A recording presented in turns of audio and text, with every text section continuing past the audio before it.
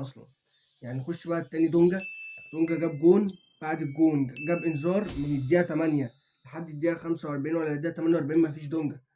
ما فيش دونجا ولا تشوفه ولا بيقطع كورة ولا بيمشي ولا بيلتحم مع لعيب، خايف طبعًا لا ياخد طرد ويبقى مشتت، لأن أنت خدت الدقيقة 5 جبت جون، الدقيقة 8 خدت إنذار. إنذار مستحق بقى، إنذار مش مستحق دي مش بتاعتنا.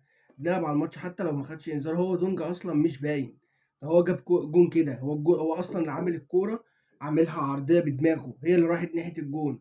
أنا اللي باقول لك هو مش عاملها أصلًا ناحية الجون.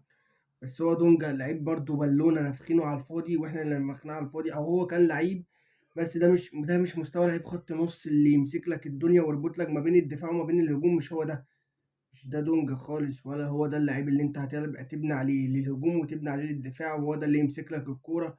هو عمال شغال اشارات مرور، عمال كل شوية لعيبة هنا ويشاور هنا، يشاور هنا ويشاور هنا ويشاور هنا ويشاور